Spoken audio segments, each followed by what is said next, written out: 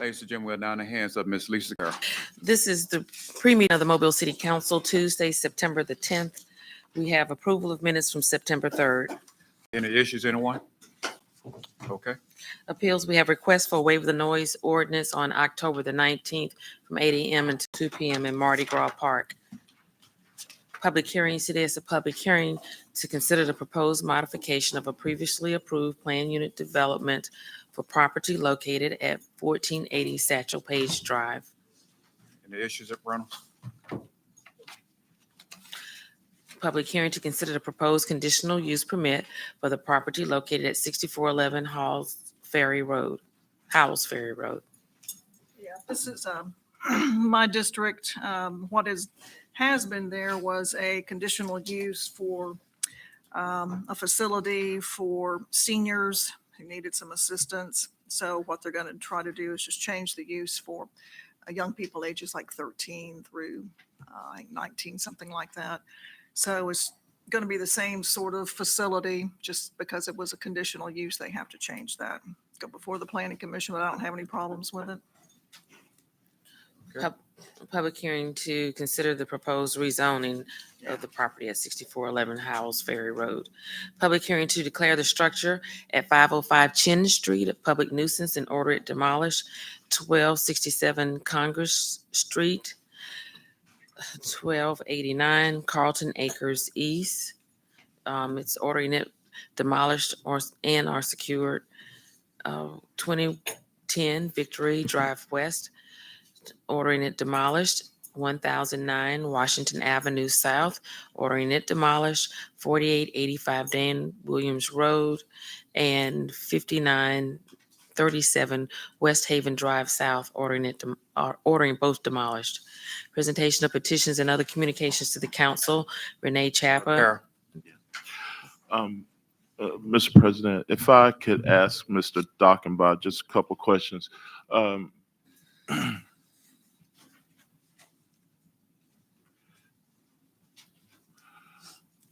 One, the property on Chin Street and the ones that we're going to start taking down in Africatown, I know we had a moratorium on those, but I walked those and some of those are beyond repair. The question is that, do we know who owns those properties? Two answers real quick. The one that we have on the agenda today, 505 Chin, this has been coordinated with the African Review Committee. They're 100% on board. Yes, we discussed the 20 properties that municipal enforcement knows of. Some were scheduled to be secured and some are scheduled for demolition. You have the demolition here. The securing will be coming shortly. However, the commission in Africatown would like to send notices first through their organization of the distressed or stressed properties. We have done title reports for those 20 and provided them the information of the owners. So yes, we do know who owns them.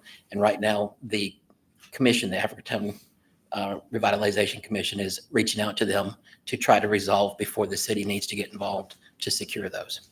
So we haven't gone through the standard nuisance abatement procedure? No, not on the ones that we know of that are distressed, that we've stepped back. We're allowing the commission to move forward and reach out to those owners first. The reason why I was asking is because the city, I don't think that their board has the authority under the enabling act that they're traveling under to clear title into bank property. So it would have to be the city's responsibility to do that. And we're willing to do that with the commission. However, they do want to send out notice first and try to establish communication with those owners. Once they're at the point where they would like us to secure them, we'd be happy to do that. So I guess what I want to say is that there may be a possible way to do some of that footwork in parallel so that we can start to clear the title and then transfer those properties to them for immediate revitalization. We'll be happy to reach out to them and have another meeting and discuss where we're at and where we would like to go forward. That's not a problem. Thank you. And in Congress Street, that house, 1919, is contributing.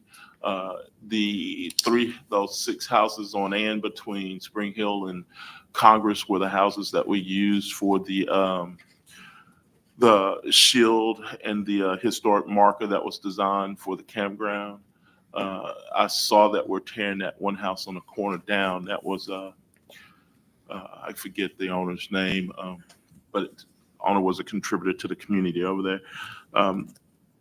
Are we moving forward to tear that down, or are you asking, are we going through the process to declare it a nuisance? The one on 1919, 12, right, and that's not on the agenda today. Thought it was. I thought I read it. Yeah, 1267. That is correct. We are requesting that we move forward with the demolition because the condition of the house, the roof, the exterior walls, and the foundation. I mean, there are about 9 different owners of that property, or 9 different heirs. 2 of them are walking the street on Congress Street or in the neighborhoods that I see every now and again. Is there a way for the city to gain ownership of that property? That's not a question I could answer.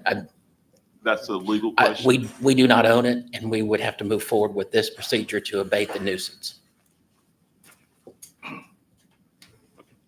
I can write and ask the question of possible property acquisition and possible restoration. Okay. I mean, this is the type of property that if we had the Capital Cooperative District up or a district up that is doing this, that we will be immediately affecting, that are blighted, and we can be restoring right away if we have a proper procedure in place. Mr. President, Yes. you've got one on the agenda today at 1289 Carlton. I just wanted to update you. The reason why it's on the agenda, we would like to remove the front porch, partial demolition, and then secure the main structure, just to get a little clarification. And Ms. Gregory, you've got one on the agenda today that is the West Haven. Yes, that is correct. That's the second time it's been on the agenda. The first time the owner gave the appearance that they were going to get a permit and repair, and regretfully they have not. So that's why we're back here today. All right, thank you. Madam Clerk. Presentation of petitions and other communications to the council. Renee Chapa, comments about public safety in Mobile. Charles Williams, Lamar Brady, drag racing on Paper Mill Road. Melissa Gates, comments about the Mobile Public Library. Christopher Williams, Ramsey Sprague, and are regarding the drag racing and also a shooting in Africatown, Sabrina Mass, housing, ARPA, mismanagement of funds and public safety, Tony Keener, funding to the Mobile Public Library. Ordinance is held over, 64048. Okay. Mobile Public Library, are we going to have anybody from the administration address that, or we're gonna sit still and not respond?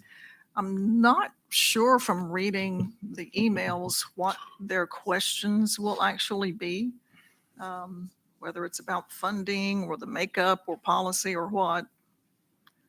So I guess we just need to.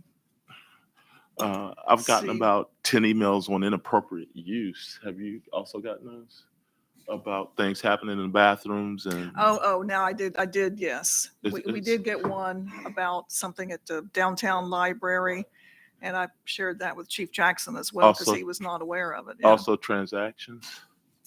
Do we need to, is it possible for us to put maybe some type of security in place or surveillance in place or something that we can do to slow this down? I know that the library has a policy on those issues, and I see Marcus in here today too. Well, I'm not talking about the board of directors. I'm talking about, have you seen the emails about? Okay, so I'm talking about possible illegal actions taking place within the library. Is there something that we can do inside the library because of someone saying that they either saw or heard an inappropriate action? This has nothing to do with the operations of the library. This has to do with inappropriate activity. So that's my question. Should we, or is that something they need to request, or is that something based on the emails that we received that we need to respond to?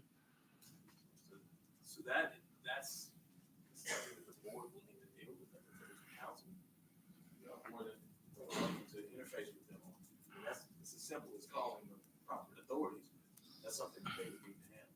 So the board should send an immediate request to either the police department or the administration asking for some type of security or monitoring to prevent this? No, so So the council appoints that board, and none of the people at the library are city employees. That's not a department. And I think we hadn't had this conversation in quite some time. So they would have to do just like any other entity would do and call the police. It's not asking the administration to do or not do anything. If they wanted to employ security tactics and they want to hire private security, they could do so. I mean, but that's a board decision, not a council or an administrative decision. So, and if they have criminal activity they need to report, they would call the police just like any other law-abiding citizen and report it to the police and not necessarily to the council or to the administration. It's a city facility, I guess that's why. That's my point. Yeah, it's a city facility, and I'm assuming that's why we got the email talking about some things that had happened at the downtown branch. So once again, that doesn't change the analysis. It's a city-owned building, but libraries, because of state law, operate independently. You fund them, but you don't make policy or procedure for them other than the board appointment. So they would have to make, the call to report that to the appropriate authorities, and that's probably the police department. If we're talking about illegal transactions, or if we're talking about inappropriate activity that shouldn't be going on there. Remember, they're in control of the building, even though it's owned by the city, because they're a separate entity. Yeah, okay. Is it permissible to ask a direct question to the library right now, Mr. President? Yeah, we on this topic, Yeah. Marcus, it's informal. Marcus, after hearing what the city attorney stated and the way the board should operate, is it possible for you guys to move forward with the request, or do y'all understand that what we're saying right now, what y'all should do in order to alleviate this? Sure, Council Carroll. I'm not aware of any type of inappropriate activity taking place. Had that have taken place in the restroom or anything like that. We do have a contracted security guard. We have 2 that are currently on duty. If there is any type of need, if there's any outbursts or anything like that, we do contact Mobile Police and they respond to any of our requests. So the email that I guess we've all received, I guess, do we need to respond to this? Because I haven't responded to it yet. And I have not. We probably should send it on to To Marcus. to Marcus, yeah. and let them Okay. And deal with it. well, you know about the bathroom. So was that based on what we said, or was that based on you also receiving the same email? All right. I'll get you the email Forwarded today. to him. I had forwarded it to Chief Jackson because the police were mentioned in the email, but he was not aware of it, whatever had gone on. While you're here, will you be here for our regular meeting? Yes, sir. As we discussed earlier, I'm not sure what the questions will be from a couple of people who are signed in to speak Sure. about the library. Sure. So if you all would be here to potentially Absolutely. answer some of the questions, that would be helpful. Thank you. Mr. Penn. Thank you, Mr. President. I just want to say, every time I did receive the email, but every time I attend, my kids love going to the library. I see security there present. Sure. And anytime we need anything, we're able to ask. So I think sometimes it's more educating the public on the type of protocol to take place when they see something taking place, to let the security know. So, and if it's needed, to contact the police officers.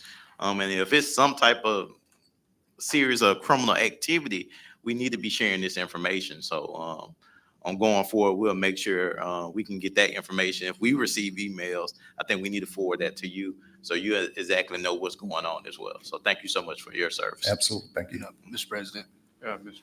Ryan. kind of based on what I saw in the emails and that's on the agenda and also I guess some comments I saw in the public, I kind of think I might know what these two speakers are coming about, and also after talking to my board member. Can you tell just kind of briefly how a book gets to a shelf? There's a national third-party reviewer that says that all the libraries, I mean, you know, all the libraries use. So a national third-party reviewer reviews the books, tell you where to put them, and I don't even know if the Dewey Decimal System exists anymore. That's basically it kind of just goes in, gets spit out, and this is where the library puts the books. And y'all follow national policies that majority of libraries do.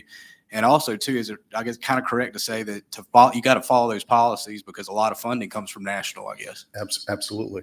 Yeah, all of the funding, state appropriations, all of that has to be in a line. And there's a third party that review the books and tell us exactly where to put them. They also recommend certain books for us to put on the shelves.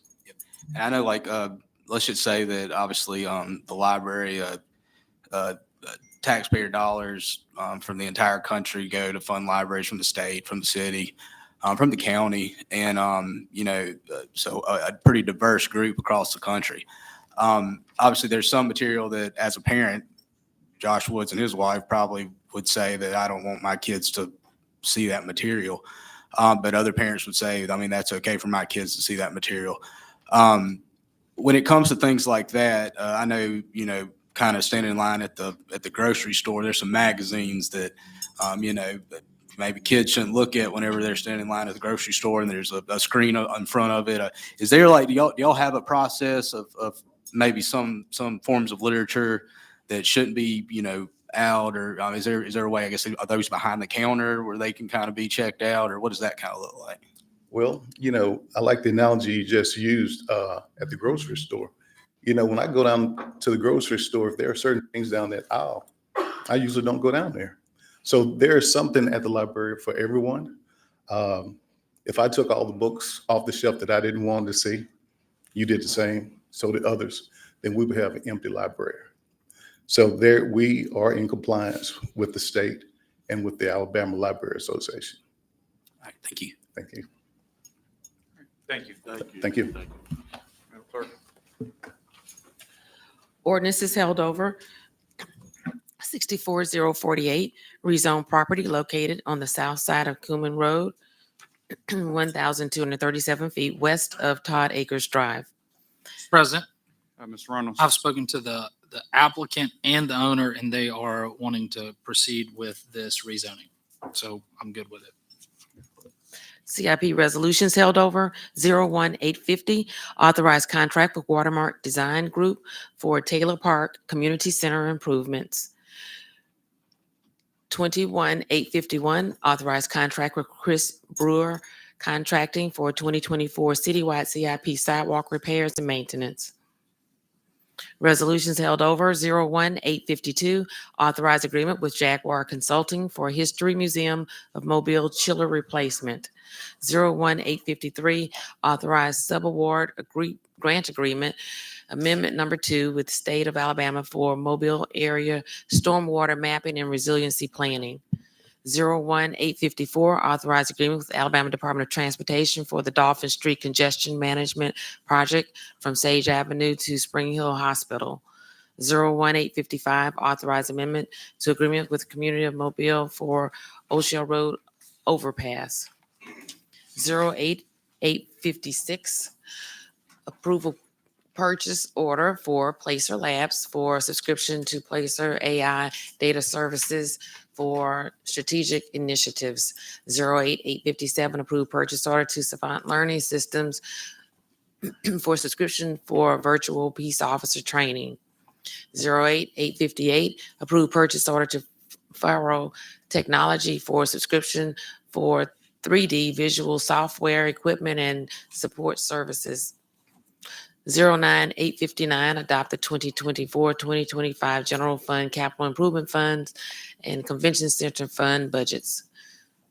Mr. President? Mr. Reynolds. I'm not prepared to vote on this today. I think the original plan was the 17th to vote on this, so this needs to be held at least 1 week unless there's a reason to hold it further. All right, Madam Clerk.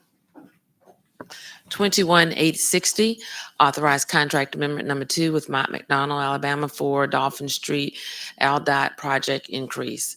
25-861, authorized non-exclusive access easement and right-of-way agreement for access to Shipyard Road.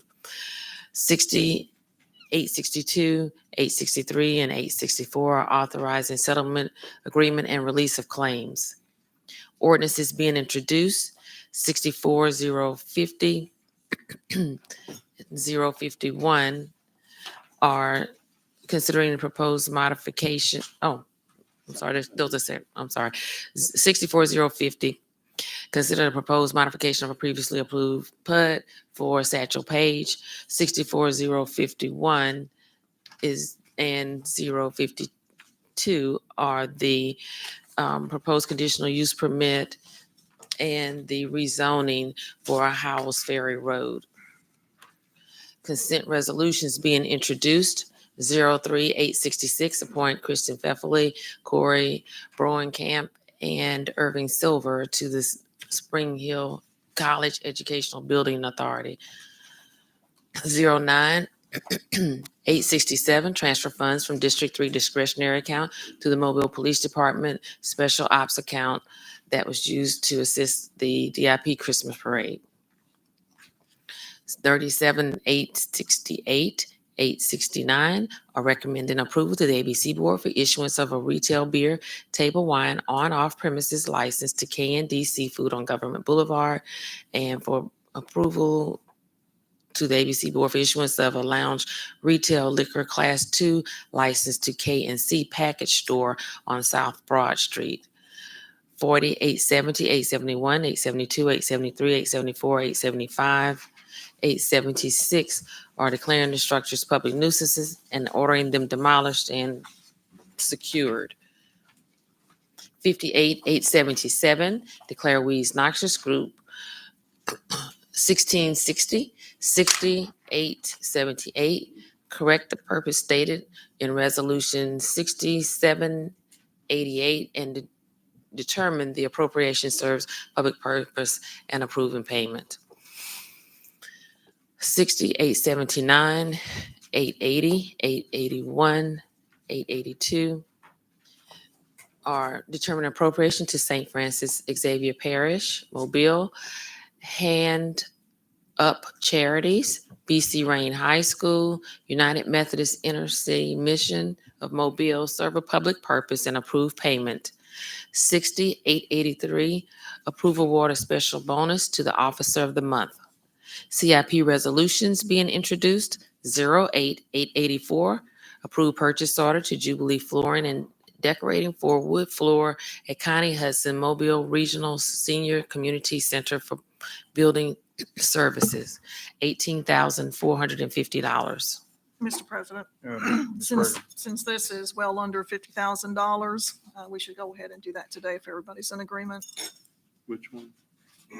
08-884, flooring at the senior center. I was reading them backwards. I thought it said 100,000, but you're No, right. it's 8, no. 09-885, transfer $100,000 from CIP signal detection citywide to grant match holding account to be used as match for Alabama Department of Transportation grant. Mr. President, Mr. Reynolds. what is this Alabama Department of Transportation grant going to be for? Signal.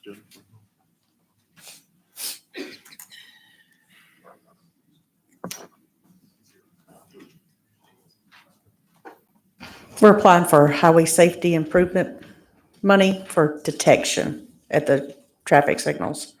So we're using some of the detection money to try to get $1 million in detection, repairs. So as part of the RTOP program, we're trying to get funding to extend that detection repair across the city. Is it predominantly going to be focused in what area or what area? It'd be citywide. It won't be focused in any particular one area. It will go towards improvements on Airport Boulevard. No, Boulevard has different funding. So this will be roadways that don't have any other form of funding. Old Shell Road, Dolphin Street, Cottage Hill, Ziegler. I mean, things like this that have never gotten any of this federal funding that we've used. This is what we're going for, trying to, push out into the annexed area, Spring Hill Avenue, Midtown, kind of east of 65 hasn't gotten any money. So we're trying to look for money that we can spread this and get this detection under control. Because we estimate we've got like $8 million in detection repair that we need to do as part of that RTOP program. Perfect. Thank you. Resolutions being introduced, 08886, approved purchase order to Cone for Convention Center escalator motor repair, $49,828. 08887, approved purchase order to BC Fabrication for aluminum traffic signal generator enclosures for traffic engineering, $25,300. 08888, approved purchase order to VC3 for annual renewal of data security backup and recovery services, $126,000. 08889, approved purchase order to Vector Solutions for annual renewal of learning performance management and apparatus software, $71,959.10. 08890, approved purchase order to Samsung some equipment for street sweepers for public services, $1,169,392. Mr. President, I wouldn't miss the chance to address a street sweeper. But this is really just a question about this $1.2 million did this come from the stormwater fee? Is that the allocation we made earlier on? Yes. Okay. Mr. President, how many are we actually getting in this rotation? Just 4? It's just 4? Okay, that's great. I saw you guys down the bay, through Oakley, downtown. I think we had a massive street sweeping going this week. I appreciate that. The call to response. These additional 4, are they going to help us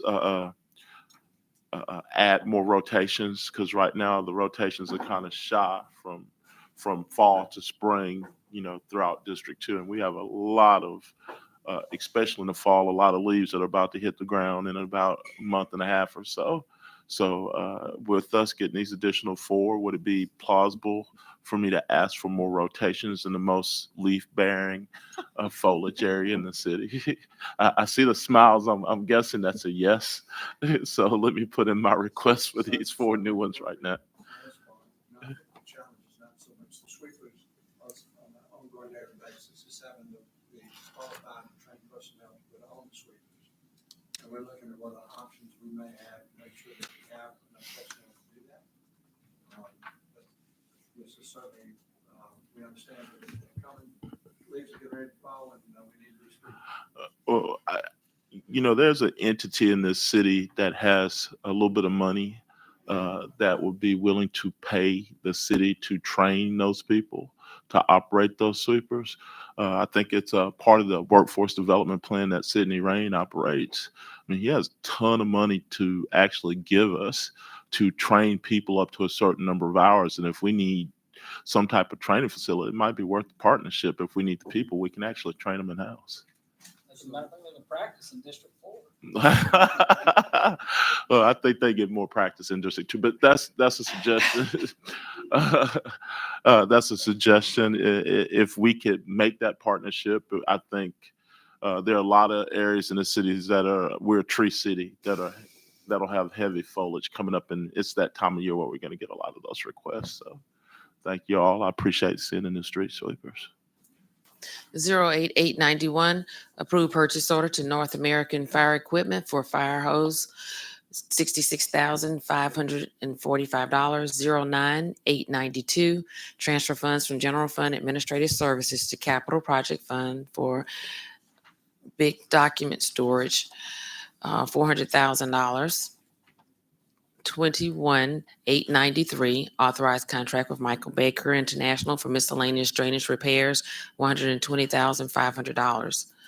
25,894, grant a permanent non-exclusive easement to CSX Transportation for construction operation, inspection, maintenance, replacement, and removal of a rail transportation track facility. Call for public. Hold on. Is there any kind of timeline that they've given us on making all the necessary improvements? Yes, no, or we don't know yet? Amtrak. This is all tied to that. We don't know. I was just curious as to when we might see the first train coming through here, but I know they want to make the infrastructure improvements first, right? Would it be, do I need to send a note and ask for us to ask them what their timeline is? Or can I just ask you guys to find out? All right, thanks.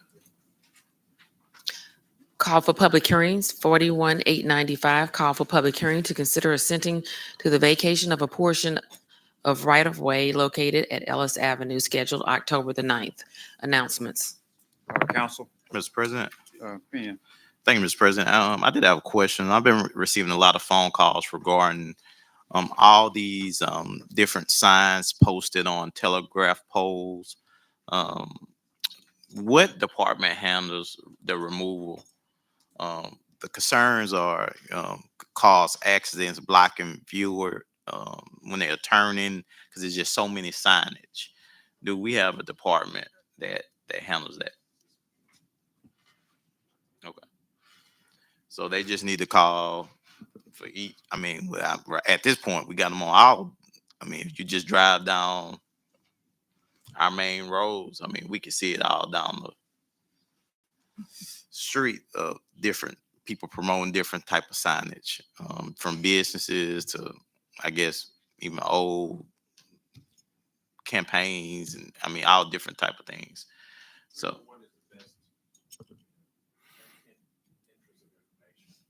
Okay. Okay. So they'll come and remove it? It depends.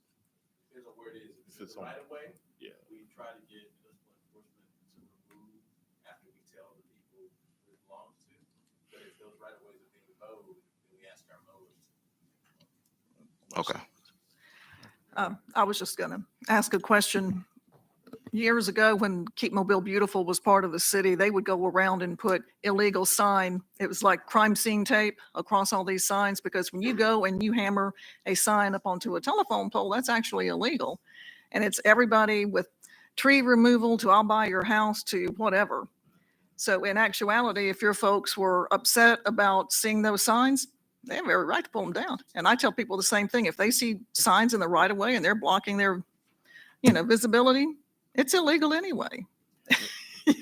But it's very hard to get anybody to take responsibility for any of those signs. You call the phone number, that's on those signs. And it's not somebody local who's going to say, sure, we'll come out and take it down.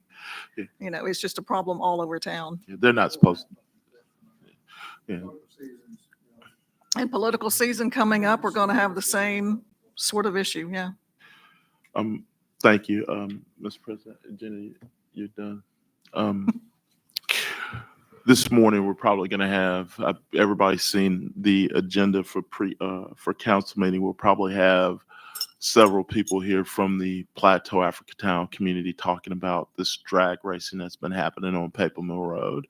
I briefly spoke with the interim chief this morning about actions that we've possibly been taking and what they've been doing to help alleviate the problem out there. He's given me an answer based on what they've seen in the last week.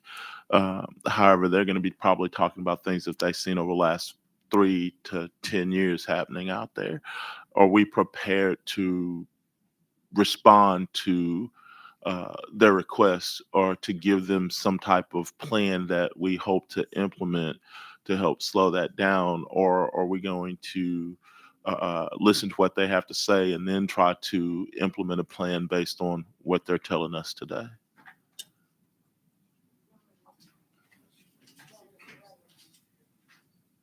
Let me just say and you're right, this has been going on for years up on Paper Mill Road. So the more immediate thing is going to be enforcement. The more long-term is going to be environmental design of the roadway. So we've talked to Nick Amberger about what they may possibly look like, but that's a more long-term solution to it. Well,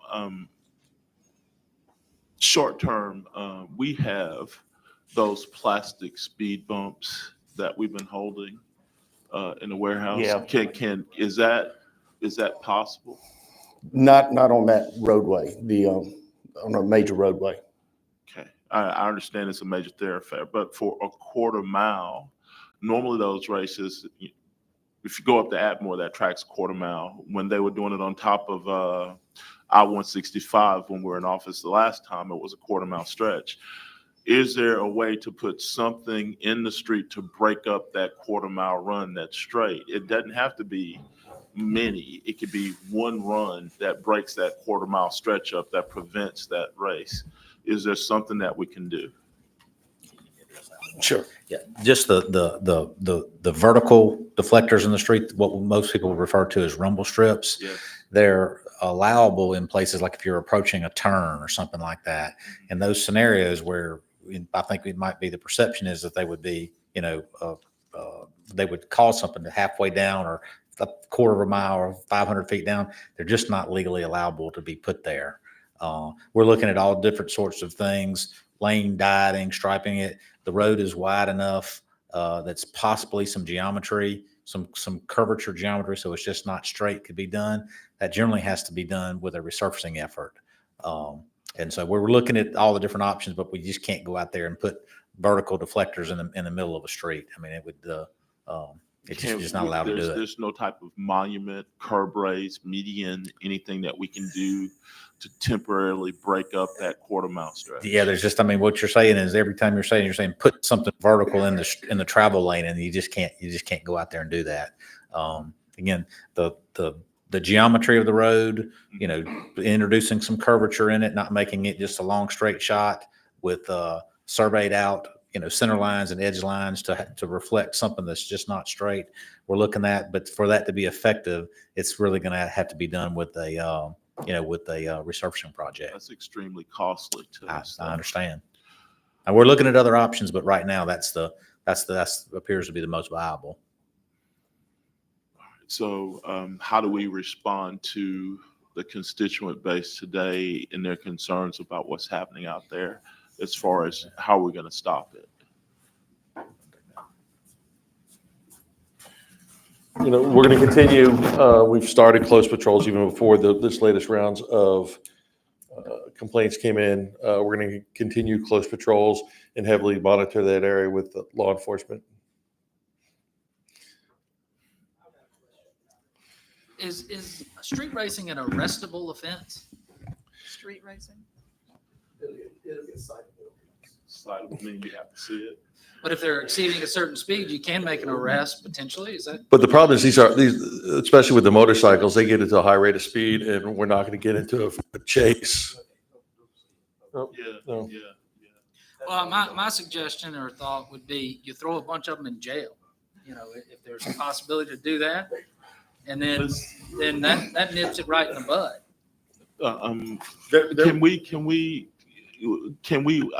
Can I ask for a committee meeting to get a little bit more into depth in this, and that way we can address it.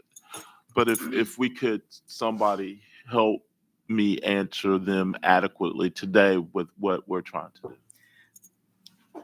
Ms. Gregory. I think that's a good idea to hold a public safety committee meeting to discuss this issue, but also while we're at it, there's been a lot of discussion last few days following a couple of really terrible accidents on Airport Boulevard about red light runners.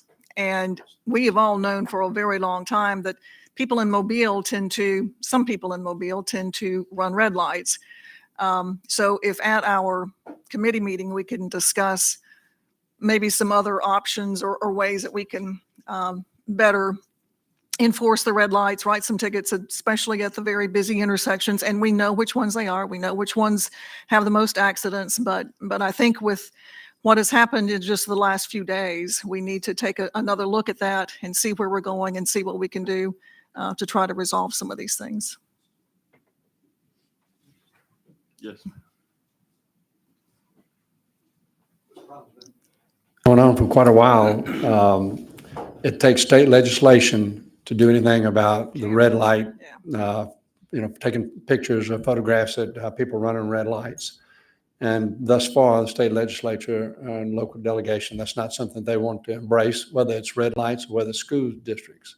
We actually had this conversation yesterday with governmental affairs about, is there an appetite for them to do something so that we can have the proper enforcement? Because we don't have enough police officers to put at the intersections, to catch the people at midnight, even at the school zones. And so we've got to have some kind of electronic help and to really get it, to really solve the problem. Meantime, we just have to rely on the perchance effort of catching them. And that's, those are very high odds. I just think that with everything that's going on, we need a chance to talk about it again and also to help educate the public about what we are doing, what we can do, and what is just may not be possible to do, so that everybody understands the city of Mobile is not ignoring the problem. That's correct. Yeah. Yep. Anyone else? I have Oh, one. Mr. Mayor. Yep. So while I'm at the podium, I'll go ahead and make an announcement. Very fortunate today to have 4 seniors from Faith High School who, for part of their government class, they've chosen to shadow the mayor.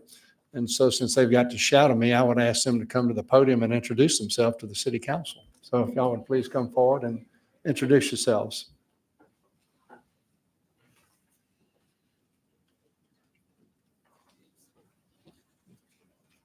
Hi, everybody. I'm Presley Beasley. We're all seniors at Faith Academy, but I'm a cheerleader and I'm in all of the honor societies that we have, and I'm also an Azalea Trail Maid. Hey everyone, my name is Taylor Baker. I'm also a senior at Faith Academy. I'm involved in a bunch of the same things that she is, a lot of the clubs at our school, and also I'm a Yellow Mobile Azalea Trail Maid. Hey guys, my name is Vance Wynn. I'm also a senior at Faith Academy, and I'm just involved in like NHS, and like one of my main goals at Faith Academy that I also like to do is like help kids, because I'm a library aide, so I'm very involved in like helping them read and all that stuff. Hello, my name is Roman Patel, and I'm also a senior at Faith Academy. I'm heavily involved in the robotics program, and I plan to be an aerospace engineer in the future. Great to have you.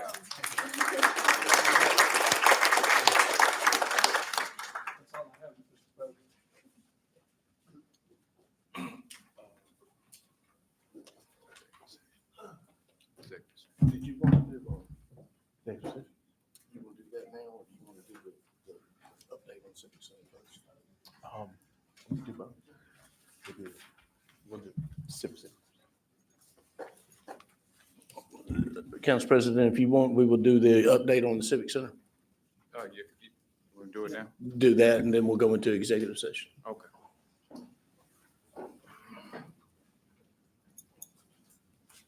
Is it already set up? I'll move up to the computer.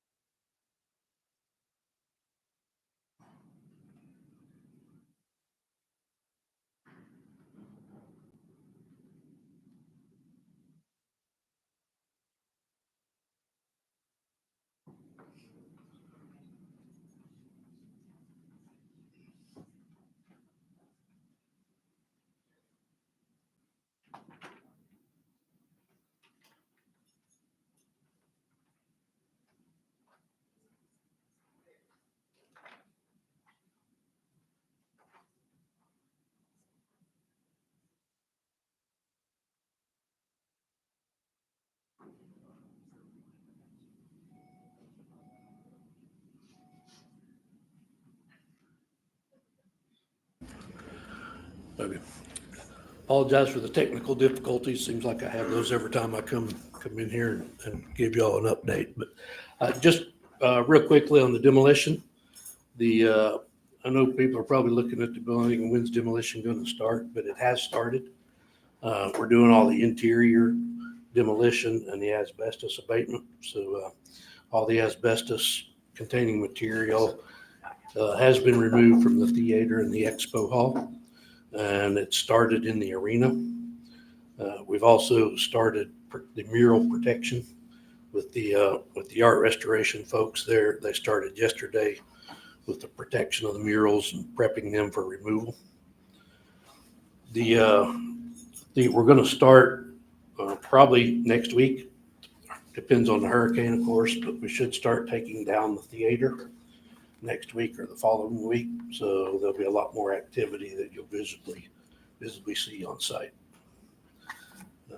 And also I wanted to just kind of provide an update on the renderings for the new arena.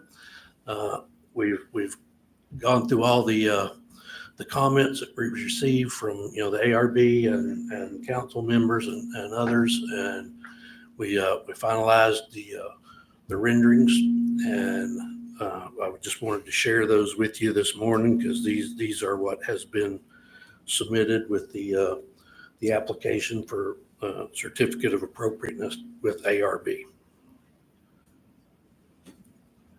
So just kind of a refresher of how the site will lay out with sliding the arena over closer to Claiborne Street with the with the center promenade area in there. Just this is pretty much the final plan now. Varied a little bit from the last version that we shared with council. Now this is just a snapshot of the renderings of all four sides of the facility. A lot of the concerns we received and comments were that the window layouts were not very attractive. So what one of the main things we did there, and I'll get into the larger views here, but so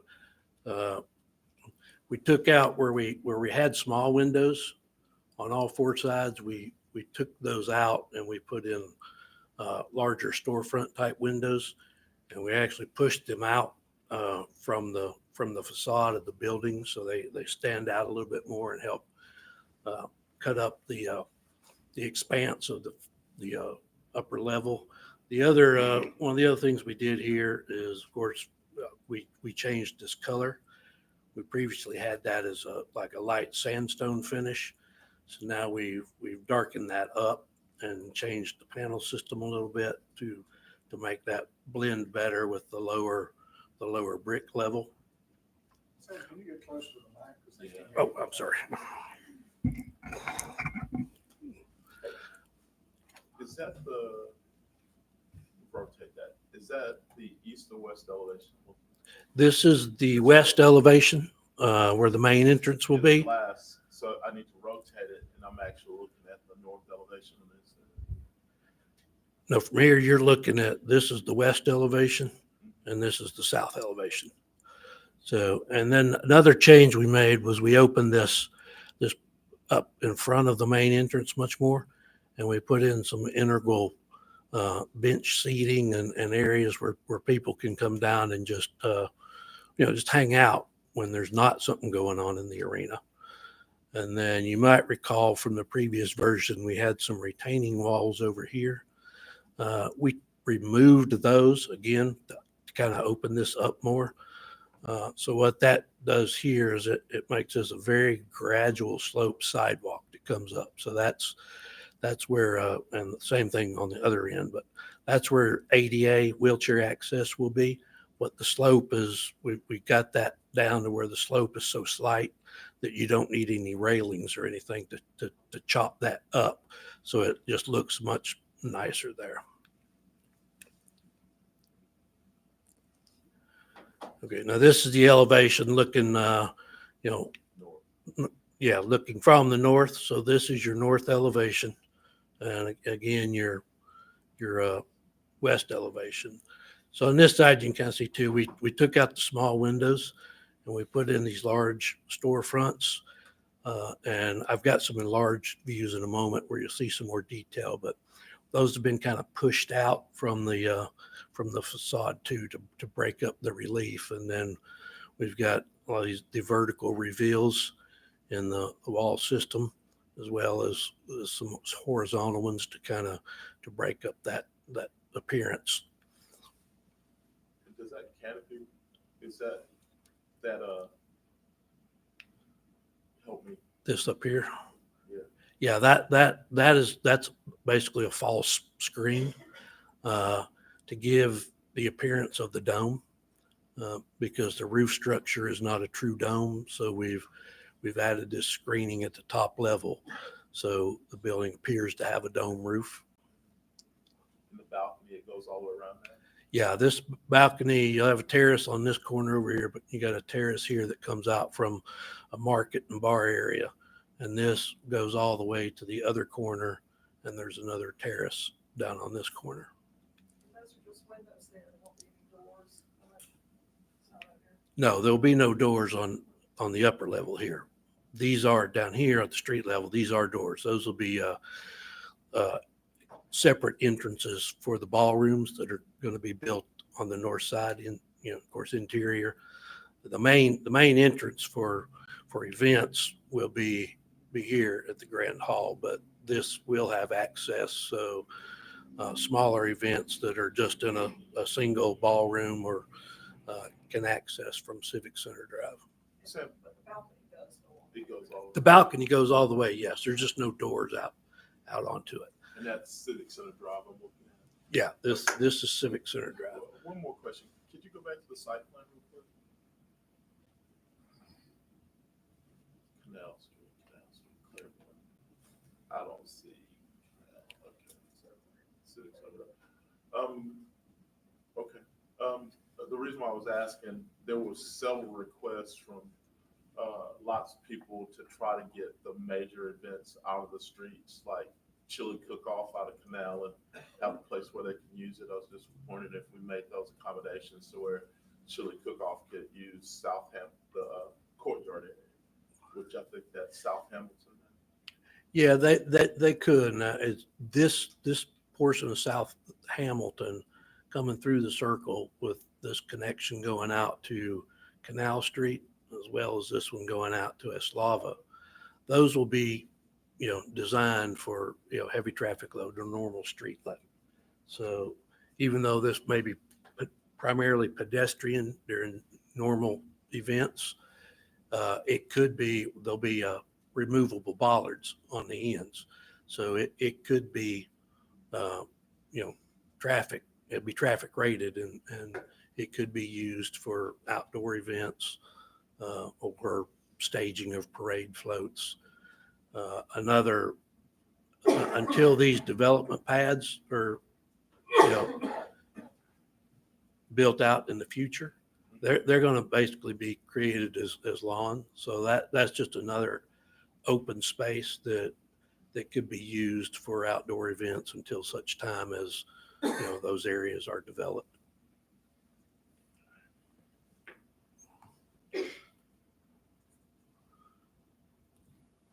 Sam, I gotta ask you one more question. Did we ever do the traffic study? Yeah, a traffic study was done quite some time ago, and it ties in with DOT's plans for the new bridge. So this actually is the intersection at Claiborne and Civic Center Drive. I can't really speak to DOT's plans, but It's not gonna be a dead end there now? it won't be a dead end here. The last thing I saw from them was that Claiborne is actually going to be rerouted, and it's going to go under the interstate and connect back to Water Street on the other side of the interstate. And then Claiborne at that point will be 2-lane down to the parking garage and access to the core building, but that will no longer be connected to Canal at where it's currently connected. Right at the corner.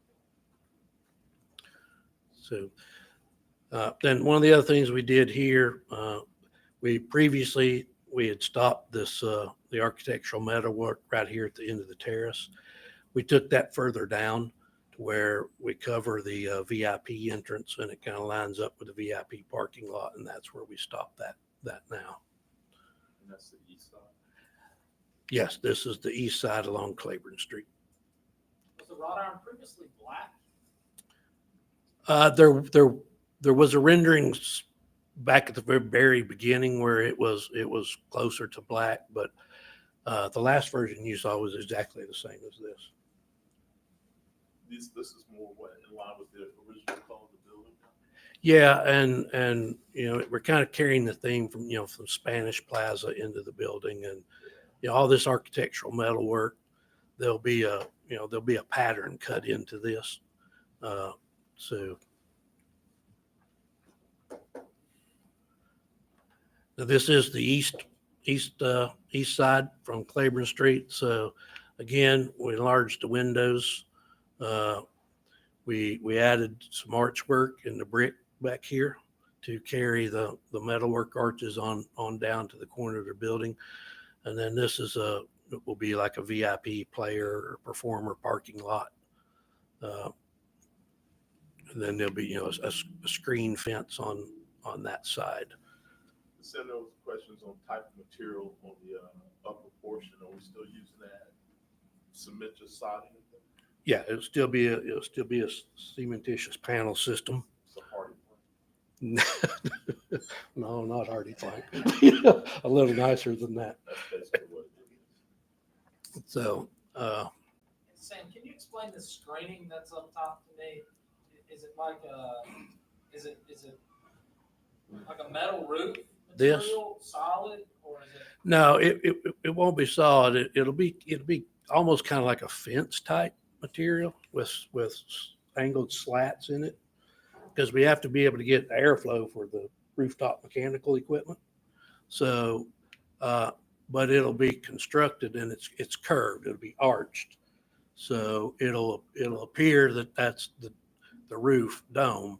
You can kind of see it a little better right here, but it around the corner, but it can't be solid because you got to have airflow behind it. Why are we putting that up there again? Just For one, to hide the mechanical equipment, and two, to make the roof line look more like a dome and just better aesthetic appeal. It was just too cost prohibitive to put a true dome on the building. So then I've got four enlarged renderings here that show a little more detail. So again, this is the grand hall. You can kind of see better where we had a lot of integral bench seating and more step to open this area up. And then the arch theme carries right across through the grand hall. The glass will actually be etched. All this up here, will be etched to provide that arch appearance. Also to help dampen the UV effect inside. And then within the grand hall, you can kind of see them, but the intent is to remount the murals in the grand hall. What kind of materials will you use for those steps right there? This will all be concrete, but it'll be like a ground concrete with some exposed aggregate.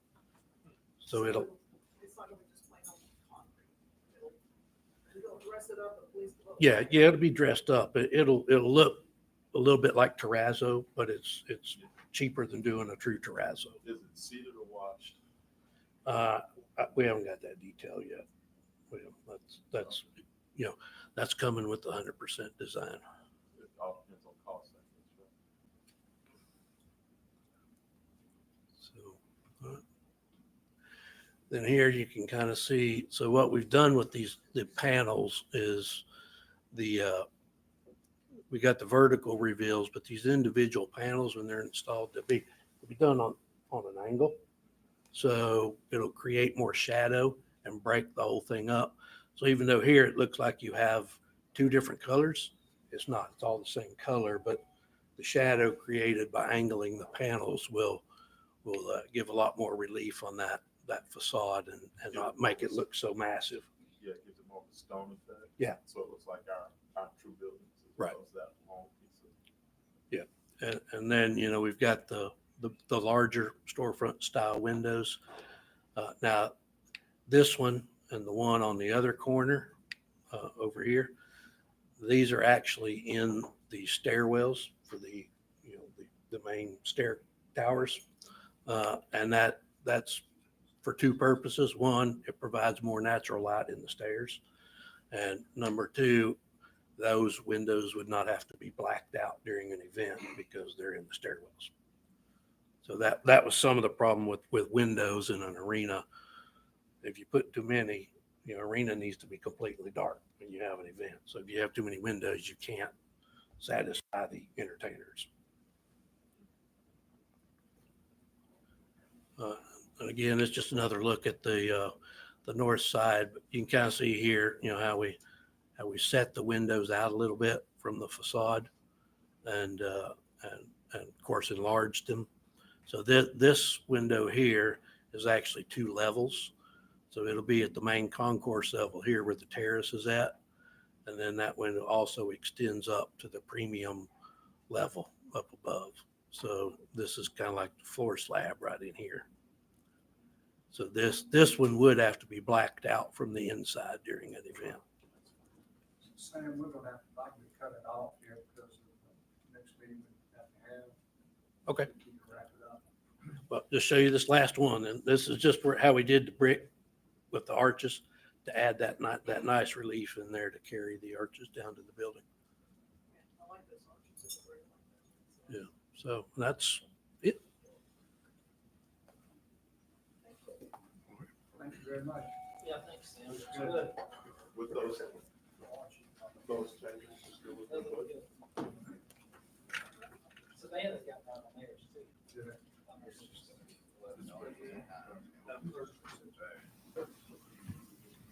My name is Ricardo Woods.